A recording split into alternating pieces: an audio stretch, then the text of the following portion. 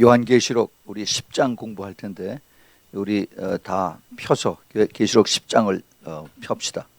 피고 난 다음에 우리 쭉 읽고 그다음에 기도하고 시작하겠습니다. 요한계시록 10장 409페이지입니다. 제 성경에. 자, 찾으셨으면 우리 같이 한 목소리로 같이 읽겠습니다. 시작. 내가 또 보니 힘센 다른 천사가 구름을 입고 하늘에서 내려오는데 그 머리 위에 무지개가 있고 그 얼굴은 해 같고 그 발은 불기둥 같으며 그 손에 펴놓인 작은 책을 들고 그 오른발은 바다를 밟고 왼발은 땅을 밟고 사자의 부르짖는 것 같이 큰 소리로 외치니 외칠 때 일곱 우레가 그 소리를 발하더라. 그 일곱 우레가 발할 때 내가 기록하려고 하다가 곧 들으니 하늘에서 소리가 나서 말하기를 일곱 우레가 발한 것을 인봉하고 기록하지 말라 하더라. 내가 본 바 바다와 땅을 밟고 있는 천사가 하늘을 향하여 오른손을 들고 세세토록 살아계신 자 곧 하늘과 그 가운데에 있는 물건이며 땅과 그 가운데에 있는 물건이며 바다와 그 가운데에 있는 물건을 창조하신 이를 가리켜 맹세하여 가로되 지체하지 아니하리니 일곱째 천사가 소리내는 날 그 나팔을 불게 될 때 하나님의 비밀이 그 종 선지자들에게 전하신 복음과 같이 이루리라. 하늘에서 나서 내게 들리던 음성이 또 내게 말하여 가로되 내가 가서 바다와 땅을 밟고 섰는 천사의 손에 펴놓인 책을 가지라 하기로 내가 천사에게 나아가 작은 책을 달라 한즉 천사가 가로되 갖다 먹어버리라. 너 배에는 쓰나 내 입에는 꿀같이 달리라 하거늘 내가 천사의 손에서 작은 책을 갖다 먹어버리니 내 입에는 꿀같이 다나 먹은 후에 내 배에서 쓰게 되더라. 저가 내게 말하기를 내가 많은 백성과 나라와 방언과 임금에게 다시 예언하여야 하리라 하더라. 아멘. 같이 잠깐 기도하겠습니다. 하나님 아버지, 정말로 감사합니다. 주님의 이 마지막 때 저희들에게 주신 이 말씀이 저희들 눈앞에서 이루어지는 그러한 시대에 저희들이 살고 있습니다. 주님, 오늘 저녁에 주님께서 저희들에게 특별히 깨닫는 그 지혜를 허락하시사 주님의 말씀 속에서 저희들이 깨달을 뿐만 아니라 이제는 정말로 깨어서 기도하면서 예비하고 준비하는 그러한 하나님의 지혜와 순종의 마음을 허락하여 주시옵소서. 그래서 한 사람도 낙오되지 않도록 꼭 도와주시고 정말로 이제는 우리가 하늘을 바라보고 그리고 이제 나의 그 구원이 심히 가까운 것을 깨달아서 더욱더 우리가 이제 하늘에 대한 소망을 가지고 이 땅에 살지만은 천국에 대한 소망이 가득 넘치는 그러한 삶이 될 수 있도록 축복하여 주시옵소서. 주님 감사합니다. 부족한 종 주님께서 기름 부어주시고 말씀의 깊은 비밀을 또 같이 나누고 또 전할 때 주님 말씀을 전하는 자나 또 받는 자가 주님 안에서 서로 하나가 되고 그리고 또 한 성령 안에서 서로 아멘으로 화답하는 그러한 축복을 허락하여 주시옵소서. 예수 그리스도 이름으로 간절히 기도합니다. 아멘. 아멘. 지난번에 벌써 오래전이지요. 제가 동부에 가기 전이니까 요한계시록 9장을 하고 나서 한참 됐습니다. 그러고 나서 이제 우리가 여러 주를 지나고 나서 다시 이제 우리가 이제 요한계시록 10장으로 돌아왔는데 그 9장까지 그 하나님께서 이제 이 세상을 심판하시는 것이 계시록 6장서부터 시작이 됩니다. 그래서 6장, 7장, 8장, 9장까지 이제 하나님이 6인을 떼시고 그다음에 7인을 뗄 때 이제 7 나팔 재앙이 또 시작이 되죠. 그래서 그 7 나팔을 재앙을 이제 불 때 그 첫째 나팔, 두 번째 나팔, 세 번째 나팔에서 6번째 나팔을 불고 난 다음에 그 다음에 이제 6번째와 7째 나팔 그 부는 그 사이에 있는 그 중간에 있는 것이 바로 요한계시록 10장에 있는 그러한 내용입니다. 그래서 이제 거기서 계속해서 이제 10장, 11장이 계속이 되고 전체 그 흐름을 볼 때 이 지금 요한계시록 10장은 환란 7년 환란 기간 중간에 거의 한 반 가까이 와서 있는 그 시대에 그 일어나는 일이라고 생각을 하면은 우리가 이것을 이해하기가 쉽습니다. 자, 그래서 오늘 읽은 그 요한계시록 10장 그 짧은 11절인데 그 11절 안에 아주 중요한 많은 것들이 거기서 숨겨져 있습니다. 한번 우리 한 절 한 절 봐가면서 그래서 한번 우리가 찾아보겠습니다. 자, 여기에 10장에 그 제목을 붙인다고 한다면은 그 10장의 제목을 작은 책을 가진 천사다, 이렇게 우리가 부르고 싶습니다. 작은 책. 여기 그 작은 책이라고 하는 말이 여기 3번이나 나오는데 2절에 나오고 또 9절에 나오고 10절에 나옵니다. 이 그 작은 책이라고 했는데 이게 사실 스크롤이죠. 스크롤. 이렇게 완전히 덮쳐진 그 스크롤. 그 뭐라고 그러죠? 그 두루마리. 예. 두루마리. 그래서 이것이 작은 책을 누가 가졌냐면 천사가, 아주 힘센 천사가 가졌는데, 또 하나 거기에 우리가 부제를 붙인다면은 이 그 천사가 뭐라고 얘기냐면 내가 더 이상 지체하지 아니하리라, 더 이상 기다리지 않겠다 하는 얘기입니다. 그래서 no more delay, 이것을 이제 선포하는 그런 내용이 여기 10장 전체의 이야기입니다. 자, 1절 보세요. 내가 또 보니 힘센 다른 천사가 구름을 입고 하늘에서 내려오는데 그 머리 위에 무지개가 있고 얼굴은 해 같고 그 발은 불기둥 같으며. 자, 여기 힘센 다른 천사라고 이렇게 얘기를 했는데 그 힘센 다른 천사가 누군지 얘기를 안 합니다. 그 대신 그 힘센 다른 천사의 모습을 여기서 표현하는데 구름을 입고 또 무지개가 있고 얼굴은 해같이 밝고 그 다음에 그 발은 불기둥 같다라고 그랬어요. 이것을 많은 그 성경학자들이 이 사람이 누군가, 이 엔젤, 이 스트롱 엔젤, 힘센 천사가 누군가, 예수 그리스도이냐 아니면 천사장 미가엘이냐 아니면은 천사장 가브리엘이냐, 여러 가지 학설들이 많이 있습니다. 여러분들 지금부터 제가 성경 구절을 많이 찾을 텐데 한번 찾아보면서 이 힘센 천사가 여기 지금 우리가 읽었던 그 묘사된 것과 비교할 때 누군가 한번 우리가 한번 추측을 한번 해보기 바랍니다. 구름이 있고 무지개가 있고 해같이 빛나는 얼굴이 있고 또 불기둥 같은 그러한 발이 있습니다. 다니엘서 10장 5절과 6절을 보겠습니다. 다니엘서 10장 5절 6절에 거기 보면은 그때 내가 눈을 들어 바라본즉 한 사람이 세마포 옷을 입었고 허리에는 우바스 정금띠를 띠었고 그 몸은 황옥 같고 그 얼굴은 번갯불 같고 그 눈은 횃불 같고 그 팔과 발은 빛난 놋과 같고 그 말소리는 무리의 소리와 같더라. 지금 여기 다니엘이 10장에서 이제 기도할 때 하늘에서 내려오는 그 사람의 이제 세마포 옷을 입은 그 모습을 표현합니다. 여기에 지금 표현한 거하고 많이 비슷한 것을 볼 수가 있어요. 자, 그다음에 또 보겠습니다. 계시록 1장 15절 16절에 그의 발은 풀무에 단련한 빛난 주석 같고 그의 음성은 많은 물소리와 같으며 그 오른손에 7별이 있고 그 입에서 좌우에 날선 검이 나오고 그 얼굴은 해가 힘있게 비치는 것 같더라. 여기 물론 여기 예수님입니다. 예수님의 그 참 모습이죠. 그다음에 그 바로 조금 전에 계시록 1장 7절에 볼지어다 구름을 타고 오시리라. 각인의 눈이 그를 보겠고 그를 찌른 자도 볼터이요 땅에 있는 모든 족속이 그를 인하여 애곡하리니 그러하리라.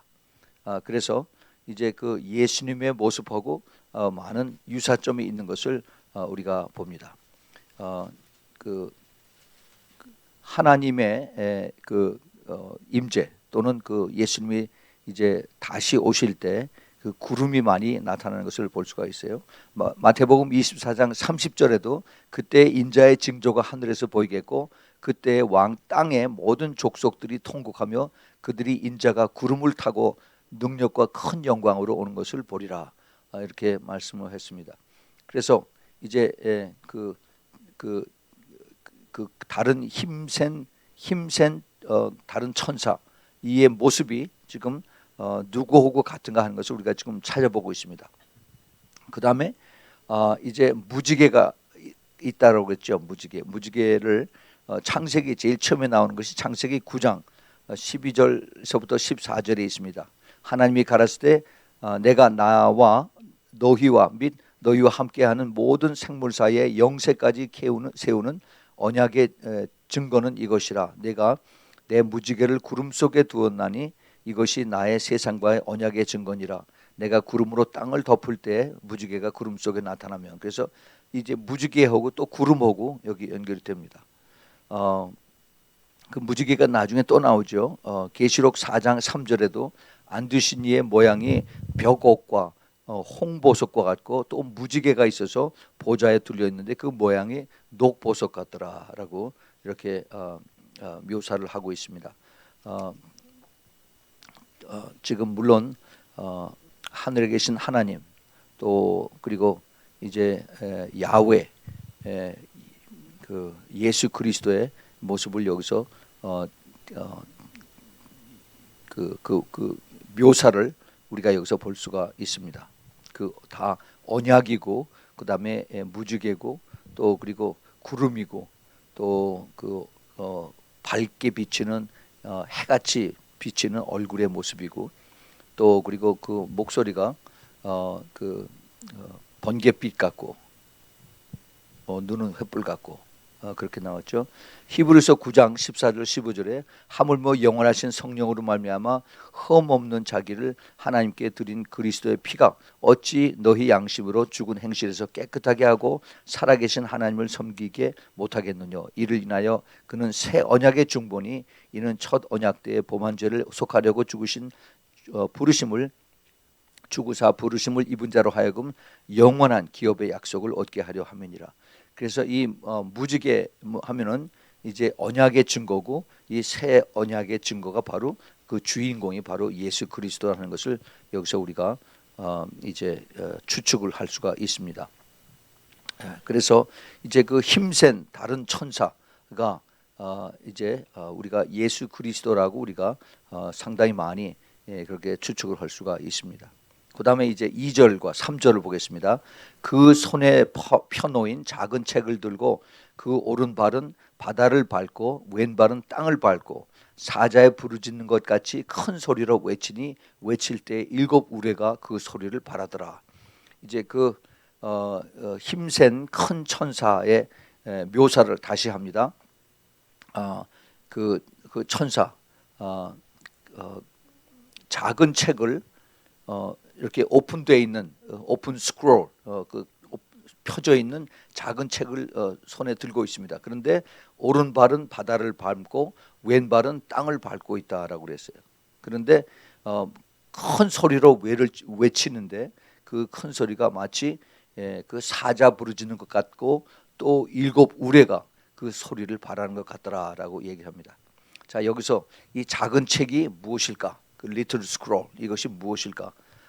이거를 우리가 여기 답은 아직 없어요. 그러나 우리가 한번 쭉 보면서 또 한번 우리가 생각을 해보겠습니다.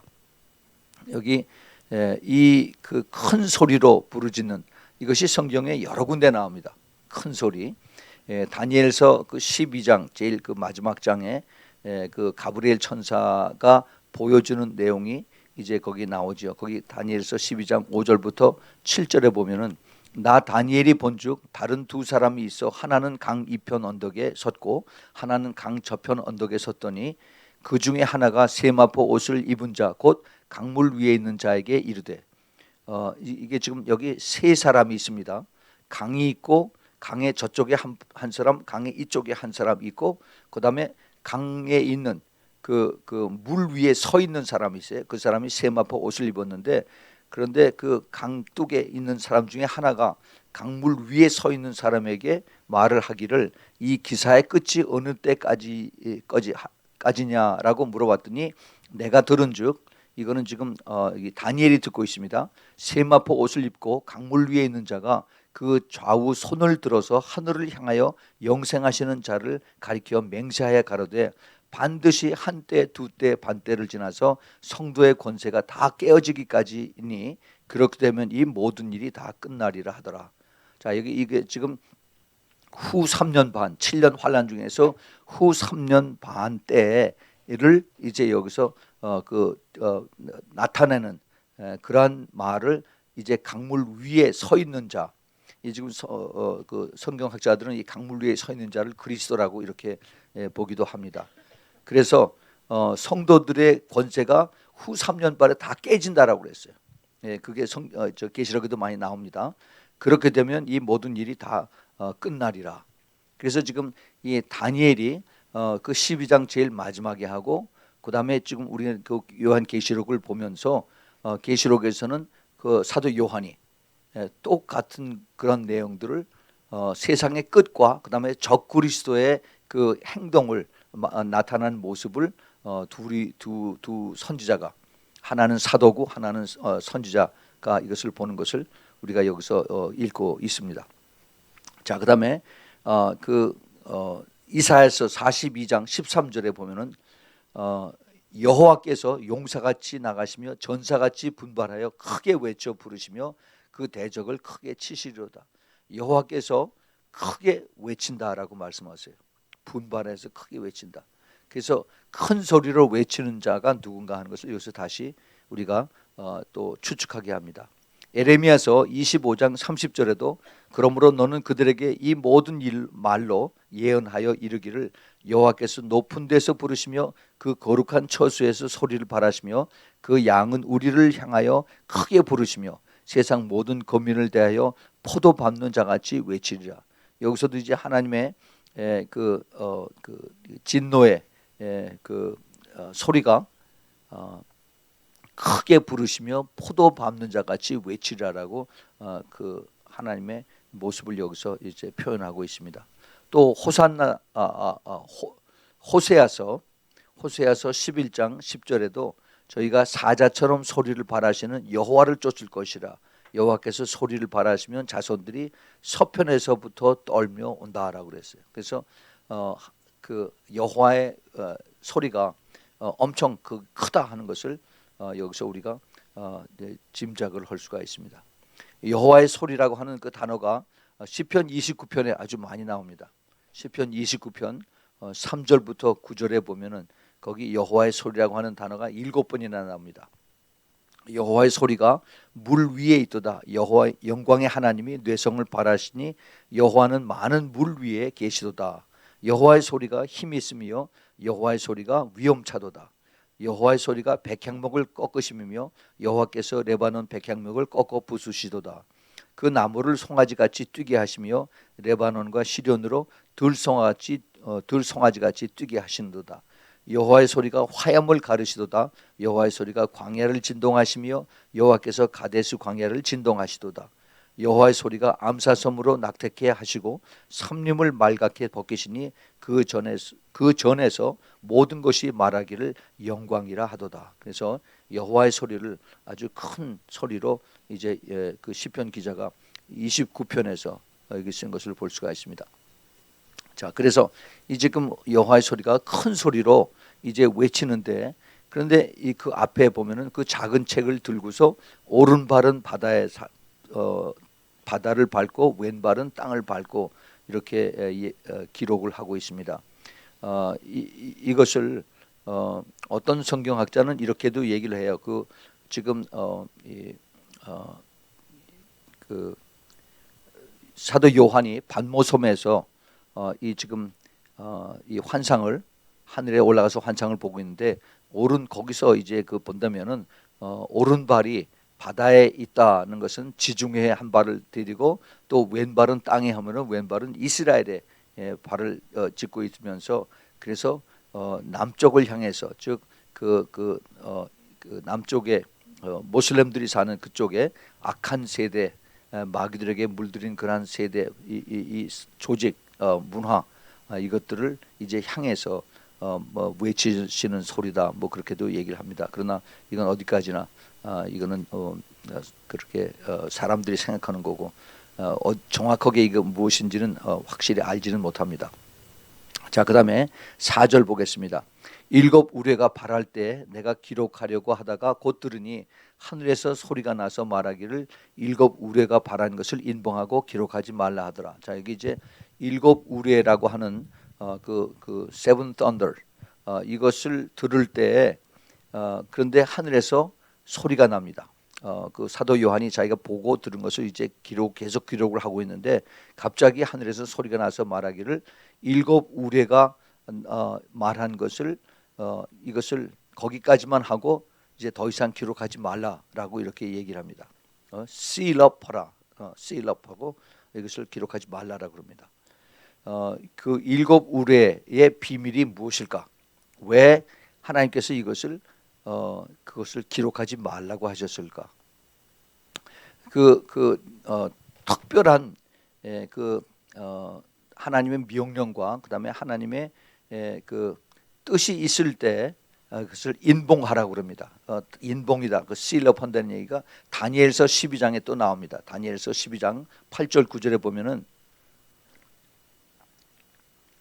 내가 듣고도 깨닫지 못한지라 내가 가로되 내 주여 이 모든 일의 결국이 어떠하겠사옵나이까. 그랬더니 그가 가로되 다니엘아 갈지어다 먼저 이 말은 마지막 때까지 간수하고 봉함할 것임이니라. 그래서 seal up 한다. 완전히 봉인을 인봉을 해라라고 다니엘서 12장에 이렇게 얘기했죠. 왜냐하면은 다니엘은 이미 벌써 예수님 탄생하시기 거의 한 600~700년 전의 사람이기 때문에 이제 마지막 때를 얘기하는 것은 다니엘하고 아무 상관이 없습니다. 그래서 이것은 네가 상관할 것이 아니고 내가 받은 말을 인봉을 해서 나중에 후세 사람이 이것을 알게 해라, 이것이죠. 그래서 여기서 우리가 이 인봉한 것을 이것을 하나님께서 감추신 건데 우리가 억지로 그걸 알아야 할 필요는 사실 없죠. 때가 되면은 하나님께서 이것을 알게 하실 것입니다. 그러나 한 가지 우리가 이 전체 문맥을 통해서 추측을 해볼 수 있는 것은 인봉을 한 일곱 우레의 인봉을 한 그 비밀이라는 것이 무엇인가? 이것은 추측컨대 이제 이것이 지금 그 계시록 10장이 그 전 3년 반과 후 3년 반 그 사이쯤에서 이루어지는 것인데 이제 마지막 때 후 3년 반에 이루어지는 아주 엄청난 그 하나님의 진노에 대한 심판, 이것이 여기에 들어있지 않을까? 대환란과 그 재앙과 그 하나님의 그 진노의 심판, 이것이 그 내용들이 거기에 이제 들어 있을 것이다라고 추측을 해볼 수가 있습니다. 그 다음에 계속해서 5절을 보겠습니다. 내가 본 바 바다와 땅을 밟고 있는 선사가 하늘을 향하여 손을 들고 6절 세세토록 살아계신 자 곧 하늘과 그 가운데 있는 물건이며 땅과 그 가운데 있는 물건이며 바다와 그 가운데 있는 물건을 창조하신 이를 가리켜 맹세하여 가로되 지체치 아니하리니 일곱째 천사가 소리내는 날 그 나팔을 불게 될 때 하나님의 비밀이 그 종 선지자들에게 전하신 복음과 같이 이루리라. 그래서 이 세 절이 이제 하나의 뜻을 가지고 있습니다. 자, 여기 힘 있는 천사가 선포를 한다라고 그랬어요. 선포를 하는데 뭐라고 선포하냐면 이제 지체치 아니하리라. No more delay. 더 이상 이제 미루지 않고 더 이상 기다리지 않겠다라고 하는 겁니다. 무엇을 하나님의 비밀을요. 하나님의 비밀이 나옵니다. 이 mystery of God이라고 그랬는데 이 그 하나님의 비밀이라고 하는 비밀이라는 단어가 성경에 꽤 많이 나옵니다. 봤더니 한 22번이 나오는데 그 중에 그 미스터리라고 하는 단수가 있고 그 다음에 미스터리스라고 하는 복수로 나오는 것이 있어요. 단수가 22번이고 복수가 5번입니다. 근데 여기서 지금 그 7절에서 나오는 그 하나님의 비밀은 단수의 싱글 미스터리입니다. 그 중에 하나인데, 그런데 하나님의 비밀이 과연 무엇일까? 이것을 우리가 또 궁금하게 생각을 여기죠. 우리가 사실 성경을 읽지만은 성경 안에서 우리가 모르고 있는 것이 상당히 많이 있습니다. 하나님께서 구체적으로 우리가 속 시원하게 이렇게 가르쳐 주시지 않는 것들이 꽤 많이 있어요. 예를 들면은 마태복음 6장 10절에 우리가 기도할 때에도 나라가 임하옵시며 뜻이 하늘에서 이루어진 같이 땅에서 이루어지다라고 우리가 주기도문을 합니다. 그런데 과연 그것이 어떻게 실질적으로 이렇게 이루어질까? 이러한 자세한 것을 이제 그 하나님의 비밀로 우리가 또 생각해 볼 수도 또 있습니다. 또 그리고 이제 하나님은 또 우리가 궁금한 것이 하나님은 온 우주 만물을 창조하신 분이에요. 창조하셨을 뿐만 아니라 모든 것을 또 다 아주 정확하게 이렇게 컨트롤하고 계십니다. 그 태양계에 그 우주에 수많은 은하계가 있고, 그다음에 그런 은하계에 수억 개의 그 별들이 있고, 그 중에 가장 작은 별들 중에 하나인 태양계. 그래서 해를 중심으로 해서 9개의 그 위성이 이렇게 돌아가고 있는데, 그 중에 태양에서부터 가까운 것 중에서 세 번째가 지구죠. 수, 금, 지 이렇게 해서 지화, 목, 토, 천해명 이렇게 쭉 나가죠. 그래서 이 9개 중에서 세 번째 그 지구라고 하는 작은 별이 있는데, 이 지구에서 일어난 일, 이 지구를 하나님께서 다 지으셨어요. 다 창조하셨습니다. 그뿐만 아니라 태양과 지구 사이에 이 거리, 또 그리고 그 지구를 돌고 있는 그 달의 그 또 거리, 이것을 정확하게 하나님께서 이것을 유지를 하게 하셔서, 그것이 조금만 더 길어지거나 조금만 더 짧거나 하면은 이 엄청난 지구의 변화가 일어나서 사람들이 다 타없어 죽거나, 아니면 이게 그 공기가 희박해서 다 그 소흡을 못하고 다 죽습니다. 조금만 이게 영향이 있어도 물고기가 떼를 져서 다 죽고 하는 판인데, 정확하게 하나님의 계산으로 하나님 이것을 다 붙들고 계시고, 또 살게 생물들이 살아가게 하시는 것입니다. 그런데 그렇게 하나님이 정확하게 하고 계시는데, 그런데 이 지구 안에서 일어나는 인간들, 그리고 죄, 이 왜 하나님께서 에덴 동산에 마귀가 들어가게 하셨을까? 또 그 아담과 하와가 죄 때문에 그 후예인 우리가 모두 다 죄에 대한 이러한 그 고통을 하면서 살아야 될까? 이 성경에서 물론 우리가 여러 가지 추측을 해볼 수가 있습니다. 왜 죄가 온 세상을 다 덮고 이 세상의 주인이 마귀라고 할까 하는 이런 것들의 속 시원한 대답을 우리가 성경에서 아직도 우리가 퀘스천을 가지고 우리가 기도하고 찾고 있습니다. 근데 그것을 하나님께서 그것을 이제 그 비밀에 대한 것들을 하나님께서 마지막 때 다 가르쳐 주신다는 거죠. 이런 것들을 이제 하나님의 경륜이라고 그럴까? 이런 것을 그 에베소서 1장 10절에 보면 하늘에 있는 것이나 땅에 있는 것이나 다 그리스도 안에서 통일되게 하려 하십니다.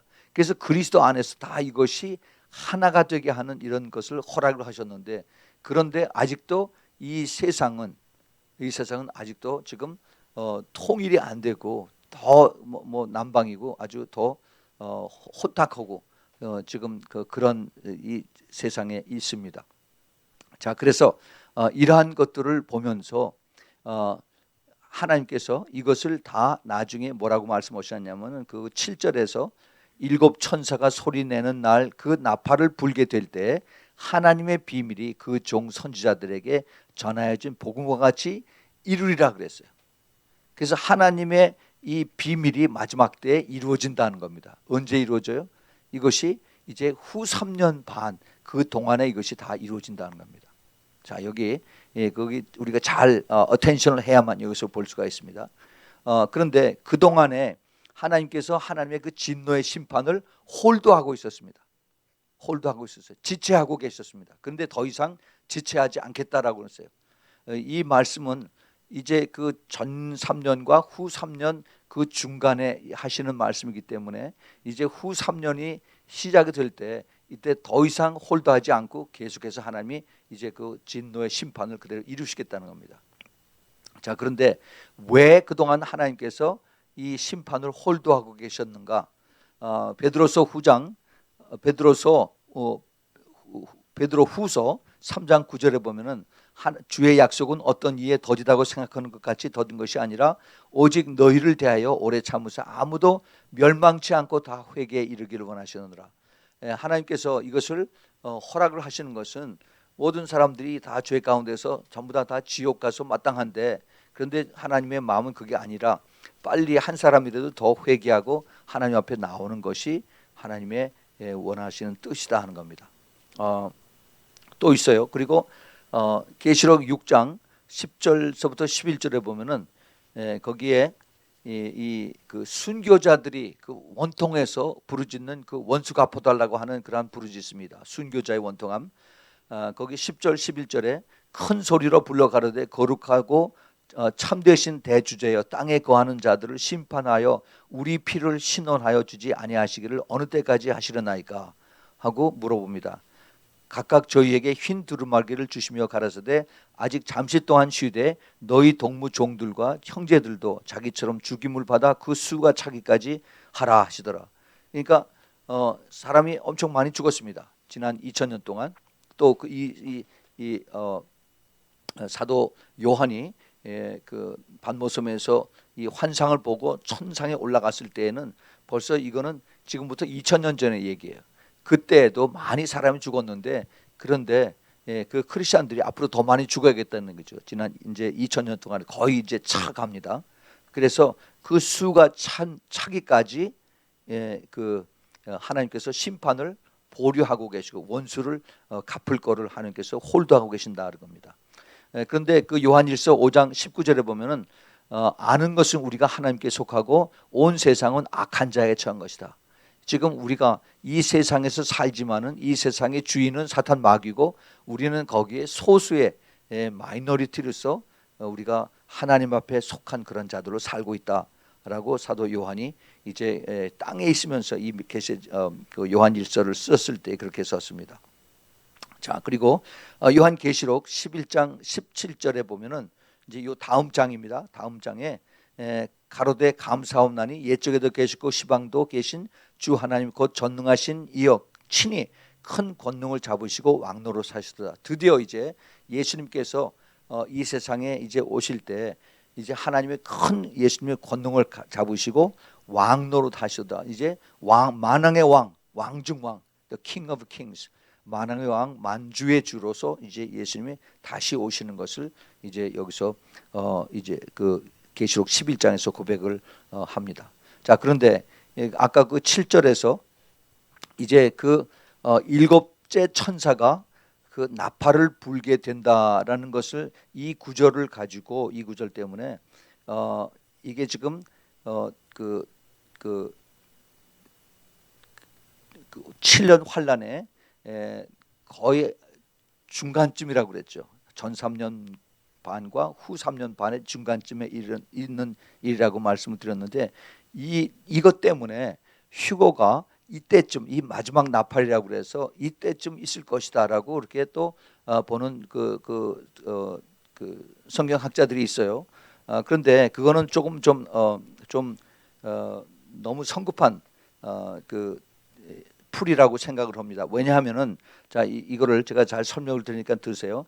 7번째 나팔에 그 휴거가 있다라고 이렇게 그 주장을 하는 분들이 무엇 때문에 그러냐면 그 사도 바울의 고린도전서 15장 51절 52절에서 보라 내가 너희에게 비밀을 말하노니 너희가 다 잠잘 것이 아니요 마지막 나팔에 순식간에 호련히 다 변화하리니 나팔 소리가 나며 죽은 자들이 썩지 아니할 것으로 다시 알고 우리도 변화하리라. 그래서 여기지 마지막 나팔에 우리가 변화돼서 이제 하늘로 들림 받는다. 이것을 이제 7번째 마지막 나팔로 생각을 하고 이게 연결을 시키는데 그건 아니에요. 그게 그래서 이게 환란 중반에 이 그 휴거라고 하는 그런 얘기가 나오는데 이것을 우리가 좀 더 살펴보면은 이게 7번째 나팔과 그다음에 마지막 나팔하고는 다릅니다.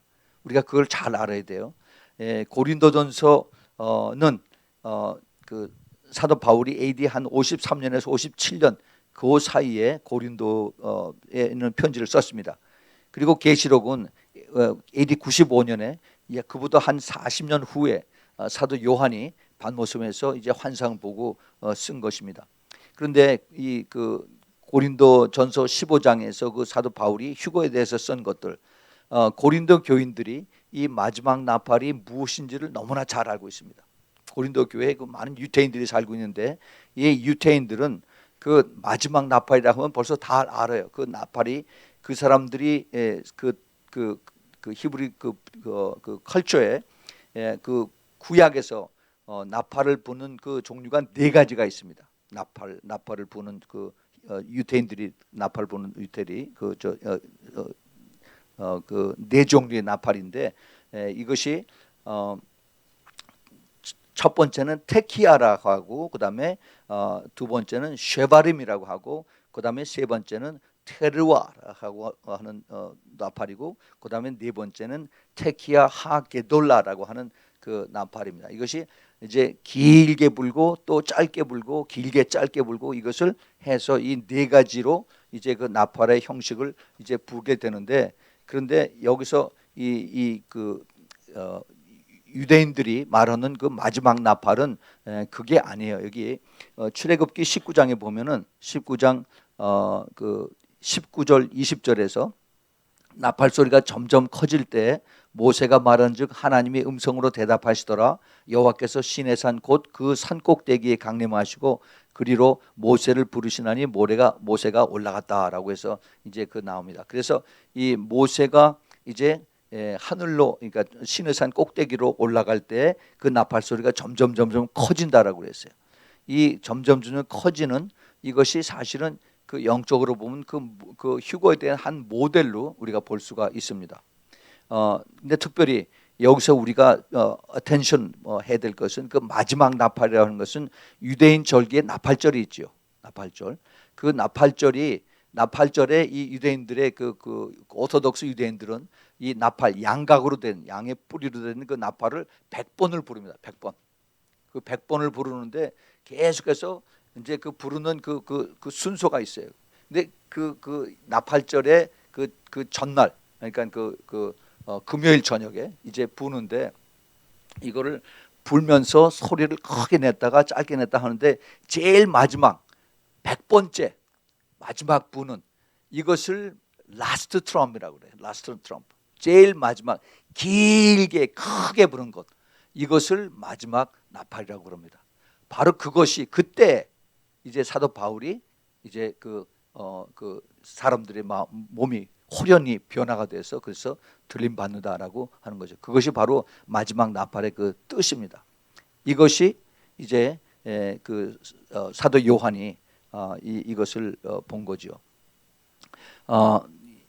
더 이상 이제는 지체하지 않는다. No more delay.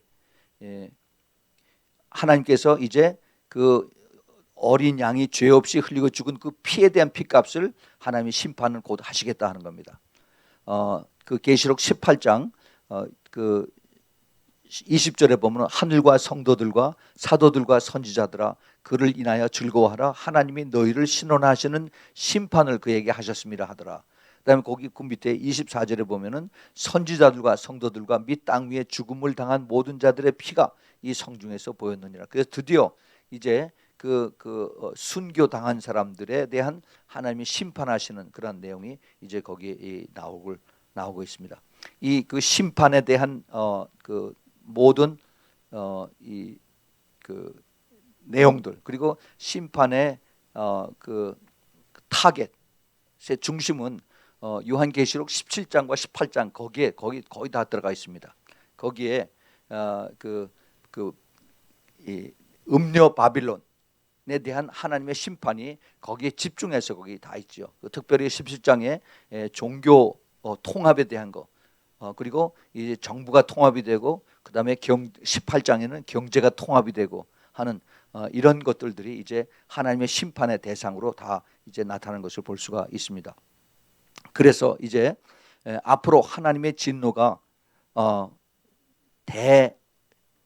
대심판, 대환란의 그 예고편을 이제 주님께서 가르쳐주고 계시는 겁니다. 예고편. 이 결국은 이 그 큰 하나님의 비밀. 지금 여기서 그 7절에서 하나님의 비밀을 이제 나중에 다시 이루겠다 하는 것이 이제 후 3년반에서 이루어지는데 그런데 이제 전 예고편에 지금까지 한 것은 전 3년 반에서 이제 더 큰 하나님의 심판으로 이루어지는 것을 이제 예고하는 그런 내용을 여기서 표현하고 있습니다. 자, 계속해서 이제 봅니다. 8절, 9절, 10절은 하늘에서 나서 내게 들리던 음성이 또 내게 말하여 가로되 내가 가서 바다와 땅을 밟고 섰는 천사의 손에 펴놓인 책을 가지라 하기로 내가 천사에게 나아가 작은 책을 달라 한즉 천사가 가로되 갖다 먹어버리라 내 배에는 쓰나 내 입에는 꿀같이 달리라 하거늘 내가 천사의 손에서 작은 책을 갖다 먹어버리니 내 입에는 꿀같이 다나 먹은 후에 내 배에서 쓰게 되라. 자, 이게 여기서 이제 미스터리가 또 하나 있습니다. 작은 책이 뭐냐? 이 작은 책을 먹으라고 그러는데 이 책이 무엇이냐? 그 책에 대한 그 해답은 아마 그 다음 절 11절에서 그게 연결이 되는 것 같습니다.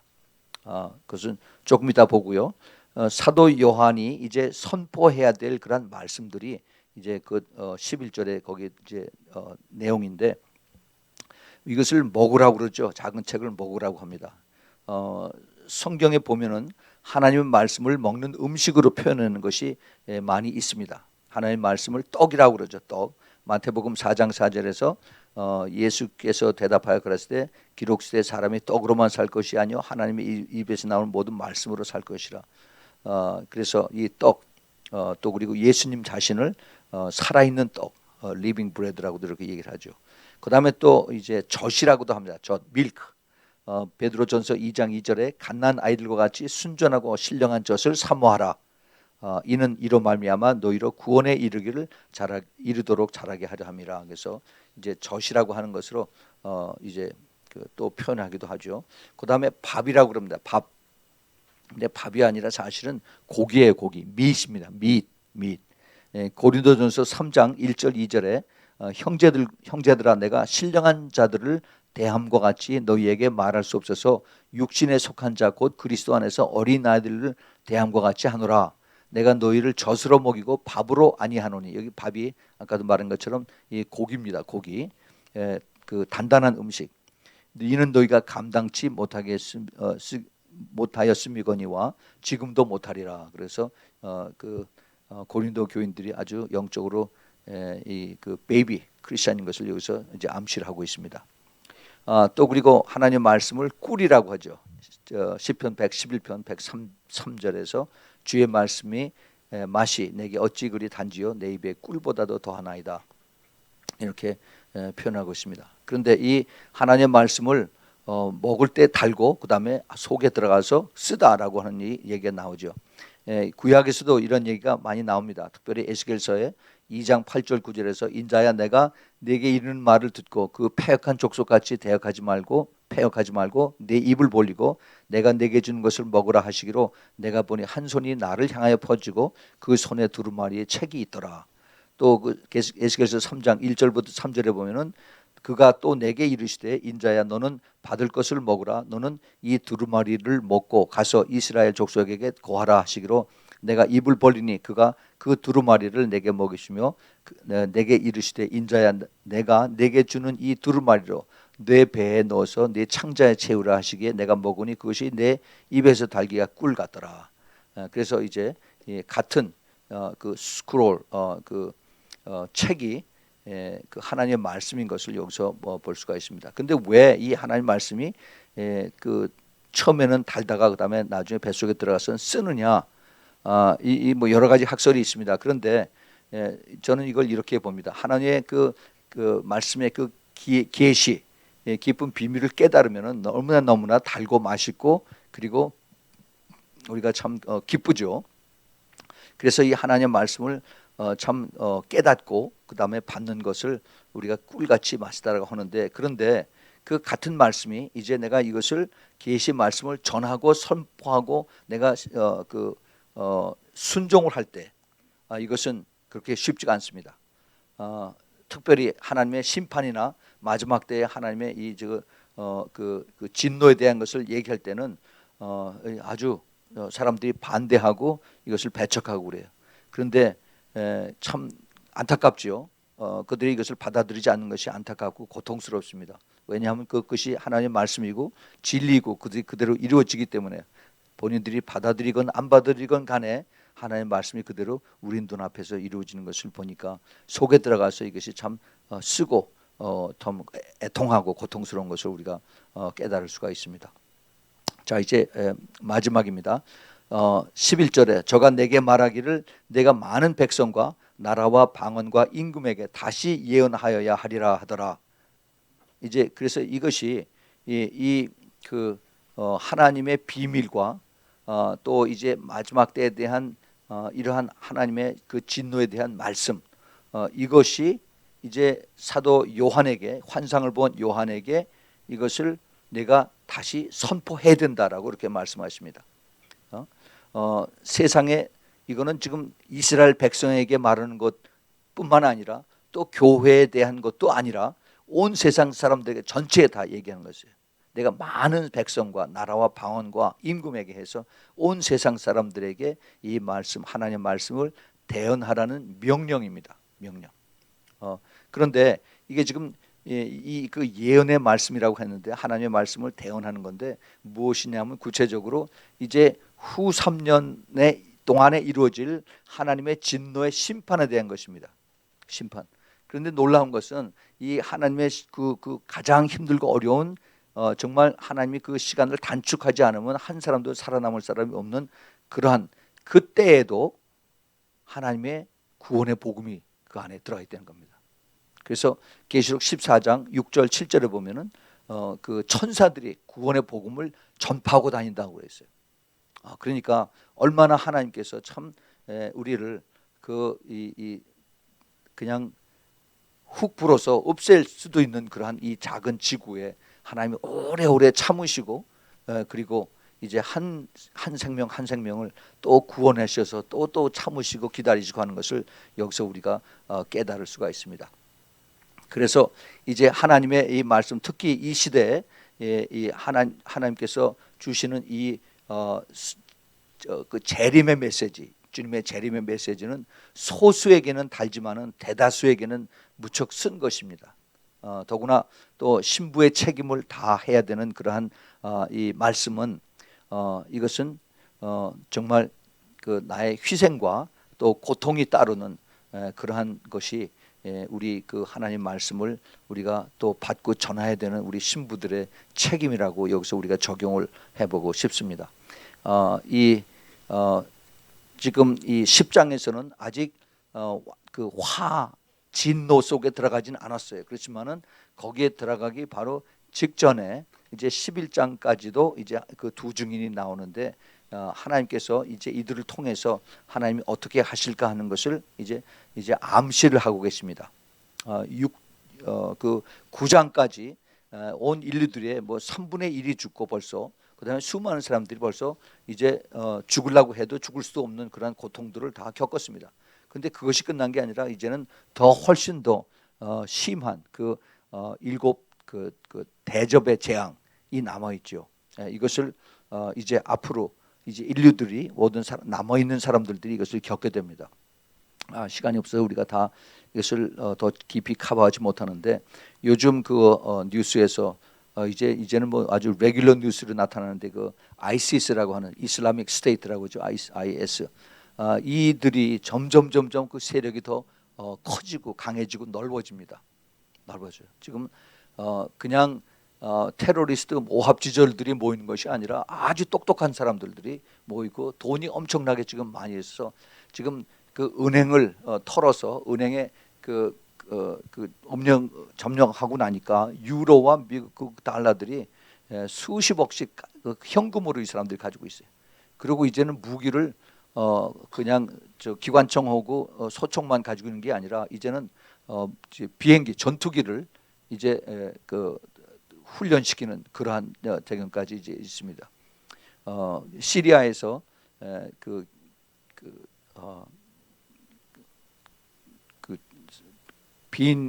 이제 한참 게릴라하고 싸우다가 테러리스트하고 싸우다가 이제 그들이 도망갔는데 거기를 빈 건물 찾다가 봤더니 거기에서 이제 노트북이 하나 나왔어요. 컴퓨터가.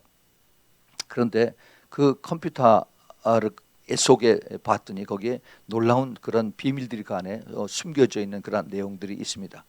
그것이 그 튜니지아 출신 그 젊은 그 테러리스트가 사용하던 그러한 그 컴퓨터, 랩탑 컴퓨터입니다. 그런데 그 안에 그 데이터가 얼마나 많이 들어있느냐 하면은 146기가바이트의 그 데이터가 들어있고 파일이 35,347개의 파일이 있고 그 다음에 폴더가 2,367개의 폴더가 있는데 이것을 프린트를 하면 약 100만 장의 그 페이지를 프린트할 수 있는 내용인데 여기 뭐가 들어가 있냐면은 앞으로 어떻게 이제 그 서방 나라들을 공격하는가 이것이 아주 구체적으로 되어 있습니다. 이 사람을 가지고 있던 그 이름까지 거기에 그 컴퓨터에 나와 있는데 이 사람이 그 튜니시아에서 물리학을 공부하고 화학을 공부하고 아주 똑똑한 사람이에요. 그래서 이제 거기서 어떻게 하면 쉽게 폭탄을 제조하고 그다음에 동물들에서 그 균을 뽑아가지고 그 부버닉 이 플렉 그러니까 흑사병이죠. 흑사병. 유럽에서 중세에서 그때 그 가장 짧은 시간에 한 3,400만 명이 죽은 거가 있었어요. 쥐벼룩 때문에 옮기는 이것을 동물에서 이것을 채취해서 다시 이걸 사람에게 이것을 그 전염시키는 이거를 찾아내는 방법들을 여기다 그 컴퓨터 속에다 집어넣고 있습니다. 영어하고 불란서하고 그다음에 아라빅 랭귀지로 다 돼서 너무너무 구체적으로 이게 지금 그런 것들이 발견이 됐어요. 이게 우연히 그 랩탑 컴퓨터에서 찾아낸 겁니다.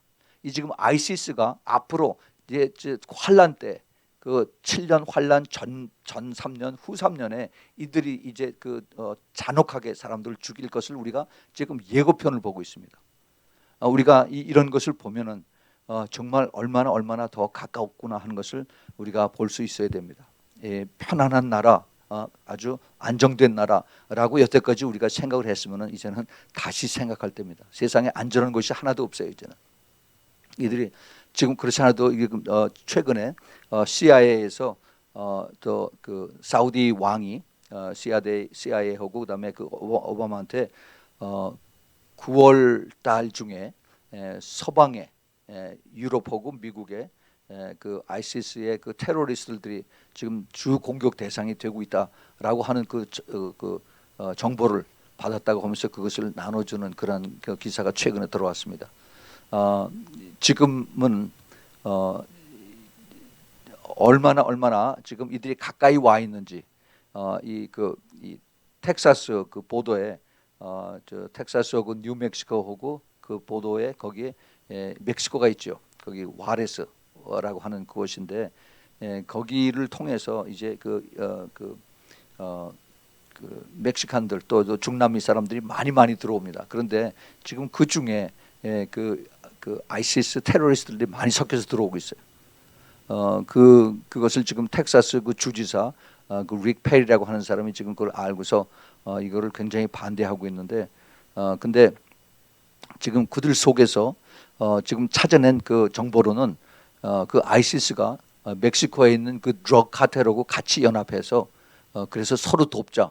그래서 지금 미국에 있는 그 자기네들 그 조직을 가지고 그리고 그 아이시스 테러하고 같이 협력해서 미국을 쳐서 없애자 하는 지금 그런 계획들을 가지고 있는 것도 지금 찾아냈습니다.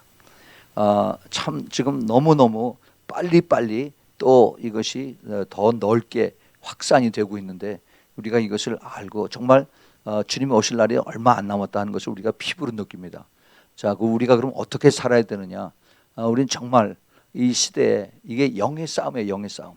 혈과 육의 싸움도 있지만은 영의 싸움으로 우리가 이것을 보면서 더 많이 기도해야 되고 또 그만큼 이제 하나님의 그 진노가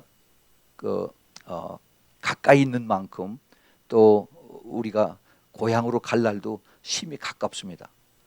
그래서 정말 이 세상에서 살지만은 이 세상에 속하지 않은 이 세상에 욕심내지 않고 주님 앞에 섰을 때 내가 부끄럽지 않는 그러한 모습으로 항상 우리가 생각하면서 우리가 끝까지 우리가 가야 된다고 생각합니다. 정말 참 우리는 중요한 때에 살고 있습니다. 우리 이거 성경 공부를 요한계시록을 공부하면서 이것이 먼 훗날의 얘기가 아닙니다. 이제는 우리가 그 예고편들을 우리가 지금 뉴스에서 지금 보고 있습니다. 그래서 여러분들이 이걸 보면서 이제 다음 주에 우리가 계시록 11장을 공부할 텐데 11장에 있는 그러한 것이 아주 더 리얼하게 나타나고 이제 12장, 13장이면 드디어 적그리스도가 나타나는 그런 내용이 나옵니다. 참 옛날에는 그냥 막연한 먼 훗날에 계시록의 그 동화 같은 그러한 무서운 얘기라고 생각했었는데 이제는 이것이 우리의 피부 속에 나와 있어요.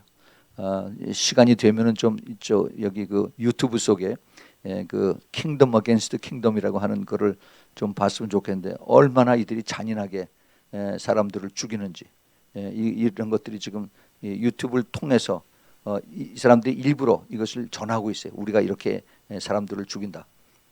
그래서 사람들을 겁을 주고 그리고 참 그 믿음이 없는 사람들에게 그냥 스스로 자멸하는 그러한 그 길로 이끌고 나가는 그러한 모습들을 이제 우리가 봅니다. 여러분들 정말 깨어서 더 열심히 기도하길 바랍니다. 우리 같이 기도하겠습니다. 하나님 아버지, 오늘 저녁에 우리가 요한계시록 10장을 보면서 참 하나님의 그 마지막 때 일곱 이제 나팔의 비밀과 또 그리고 주님께서 더 이상 지체하지 아니하시겠다는 그 말씀을 저희들이 붙들고 이제 공부를 했습니다. 주님, 비록 여기에서 이제 그 환난 중반에서 있을 그러한 이제 일들을 저희들이 공부했지만은 이것이 먼 훗날의 얘기가 아니라 심히 가까이 있는 것을 저희들이 이제 보면서 우리가 우리의 신앙은 어떻게 지켜야 할 것인가 하는 것을 다시 한번 되돌아보게 됩니다. 주님께서 도와주셔서 우리 성령께서 늘 깨어서 기도하라고 하신 그 말씀을 다시 저희들에게 가르쳐 주시고 정말 더 우리 자신을 주님 앞에 더 가까이 나아가는 또 그리고 깨어서 기도하면서 말씀대로 순종하고 사는 이 세상에 살지만 이 세상에 속하지 않은 그러한 예수님의 신부로 살 수 있도록 우리를 꼭 도와주시고 축복하여 주시옵소서. 주님 감사합니다. 주님 이것을 깨닫게 해주신 것이 우리 성령님이십니다. 우리가 이제 깨닫는 것뿐만이 아니라 저희들 마음에 품고 그대로 붙잡고 살 수 있도록 주님 힘 주시고 믿음 주시고 주님 도와주시옵소서. 끝까지 모두 이기는 자 되도록 꼭 도와주시고 간절히 이것을 또 의지하면서 바라면서 우리 구주 예수 그리스도의 이름으로 간절히 기도합니다. 아멘.